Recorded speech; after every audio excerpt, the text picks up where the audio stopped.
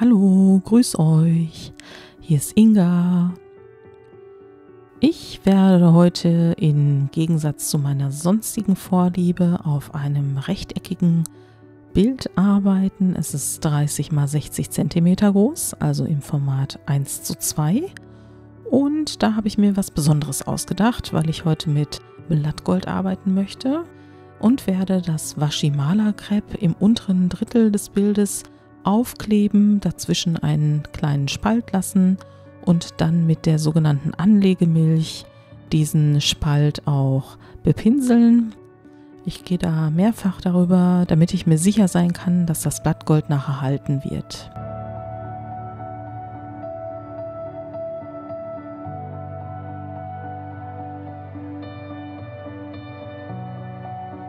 Ungefähr 20-25 Minuten später kann ich also dann mein Blattgold nehmen.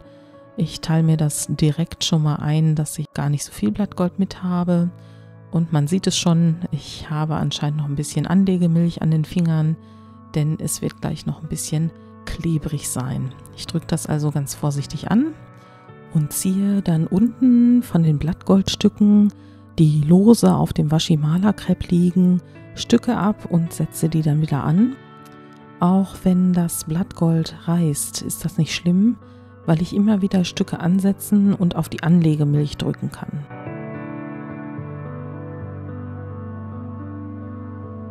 Es macht schon sehr viel Spaß, mit dem Blattgold zu arbeiten. Es ist sehr dünn, es ist sehr filigran, es reißt schnell und deshalb versuche ich, möglichst vorsichtig damit zu arbeiten.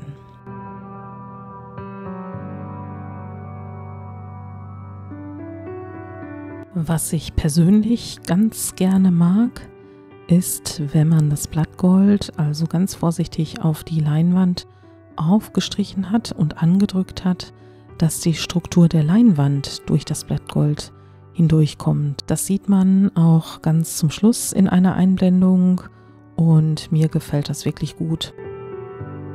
Nachdem ich nochmal circa 20 Minuten gewartet habe, konnte ich jetzt mit einem weichen Pinsel, ich habe dazu meinen Lieblingsflachpinsel genommen, das lose Blattgold sozusagen schon mal abstreifen. Und im Anschluss daran folgt etwas, was ich unheimlich gerne mag, denn jetzt kann ich endlich das Washimala-Crepe abziehen. Und wenn man das Blattgold gut auf der Anlegemilch angedrückt hat, dann ist es tatsächlich so, dass hier eine richtig exakte gerade Kante entsteht. Ihr habt vielleicht schon meine geometrischen Bilder gesehen und ich mag sowas einfach unheimlich gerne.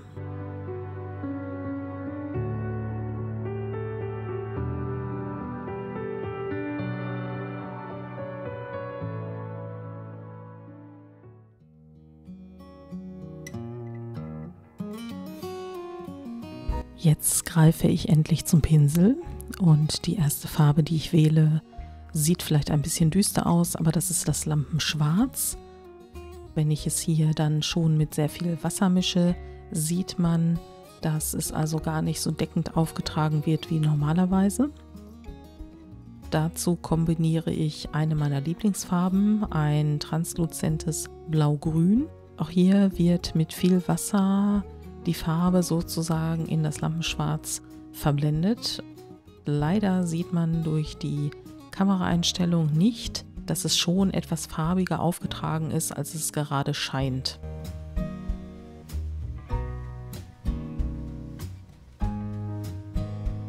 Langsam entsteht bei mir die Idee, dass die Fläche oberhalb vom Blattgold eine Art Himmel darstellen könnte. Und deshalb kombiniere ich zu Lampenschwarz, Blaugrün, Titanweiß auch noch das Türkisgrün, um dort noch eine etwas leuchtende Fläche einzuarbeiten. Dann setze ich den Pinsel auch unten am Blattgoldrand an. Es darf auch dabei ruhig eine kleine Lücke entstehen, weil auch wenn ich mir jetzt vorgestellt habe, dass das quasi der Himmel ist, den ich male, ist er doch recht abstrakt gehalten. Dann wechsle ich wieder die Farben und ziehe noch ein bisschen Titanweiß in den Himmel und verblende das Titanweiß auch wieder sehr stark mit den noch nassen Farben.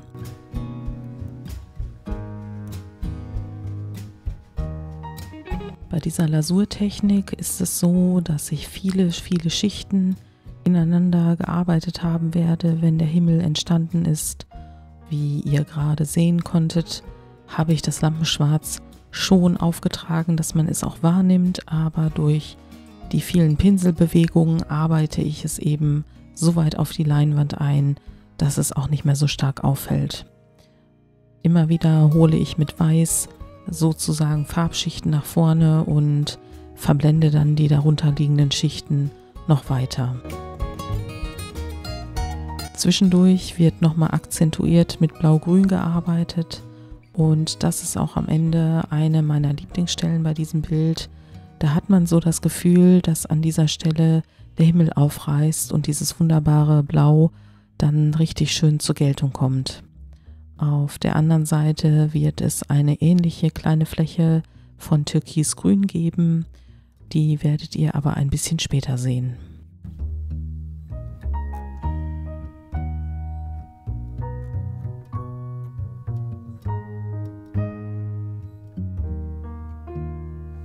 Meine Leinwand ist eine sogenannte 3D-Leinwand, das heißt, der Rand ist mindestens 3,5 cm dick und dann gestalte ich natürlich auch passend zum Bild bzw. den Farbflächen, die auf der Leinwand aufgetragen sind, den Rand. Jetzt kommen die Pastellkreiden zum Einsatz. Ich starte also in der Mitte des Bildes und ziehe erstmal ein paar leichte Linien. Es hat einen Grund, dass ich die harten Pastellkreiden gewählt habe, denn der Abrieb ist nicht so hoch wie bei den soften Pastellkreiden und die Linien sind dadurch etwas stärker ausgeprägt und verwischen nicht so sehr.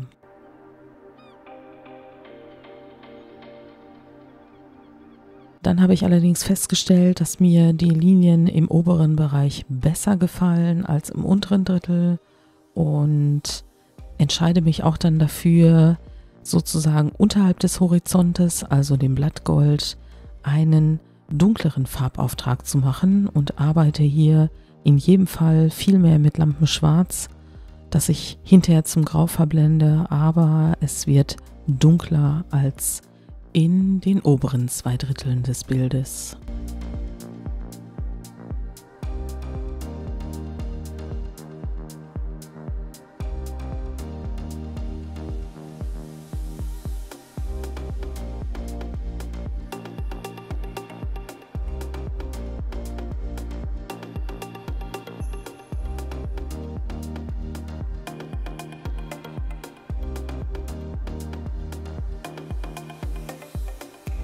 Weil ich merke, dass mir der linke Teil im unteren Drittel etwas zu dunkel geraten ist, nehme ich noch etwas von dem Titanweiß und verblende das Ganze noch mal etwas mehr, denn es soll ja nicht dunkel und schwarz werden, sondern nur dunkler als die Oberfläche. Also könnte man ja auch sagen, dass es im oberen Bereich der Himmel aufreißt und im unteren Bereich noch grau ist.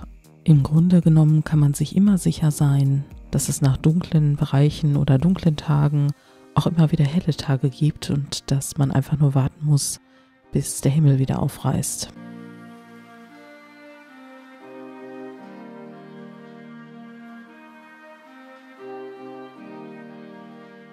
Da ich möchte, dass die einzelnen Schichten auf diesem Bild jetzt so erhalten bleiben, wie sie gerade sind, föhne ich die Schichten erstmal trocken, bevor ich damit beginne, wieder die dunkle Pastellkreide in die Hand zu nehmen und dann zwischen dem Blattgold und dem unteren Drittel eine Schattenlinie einzufügen. Damit möchte ich das Bild noch mal ein bisschen separieren und auf der anderen Seite das Blattgold noch mal etwas mehr betonen.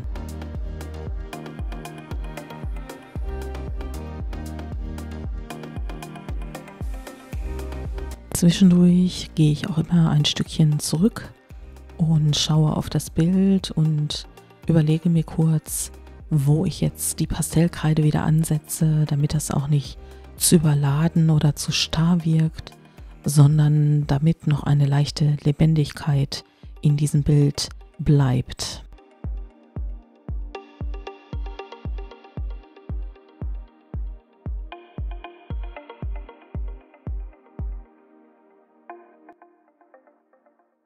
Nachdem ich den Schatten unter dem Blattgold zu Ende aufgetragen habe, führe ich die Pastellkreide jetzt wieder ins obere Bild und zeichne die Linien nach, die ich ganz am Anfang schon mit der Pastellkreide gemalt habe. Ich drehe dabei die Pastellkreide auch immer ein Stückchen weit, sodass also die Linien ein bisschen unterbrochen und zackelig sind, weil ich das an und für sich ganz schön finde. Zu guter Letzt füge ich noch ein paar Elemente ein und vertiefe auch nochmal den Schatten. Mit den übrig gebliebenen Blattgoldflocken hatte ich vorhin ein paar davon in die nasse Farbe in den Bereich des Himmels gesetzt. Diese sind jetzt auch angetrocknet und so kann ich mit einem trockenen Pinsel ganz leicht die übrig gebliebenen Blattgoldflocken nochmal abbürsten, sodass sie jetzt also auf dem Bild haften und dort vor sich hin glitzern. Zum Abschluss zeige ich euch nochmal ein paar Details, darunter auch, dass ich das Blattgold so angedrückt habe, dass man die Struktur der Leinwand darunter noch sehr schön erkennen kann. Ich danke dir fürs Zuhören und fürs Zusehen und freue mich, wenn du beim nächsten Mal auch wieder auf meinem Kanal mit dabei bist. Abonniere diesen Kanal, denn damit kannst du mich sehr unterstützen.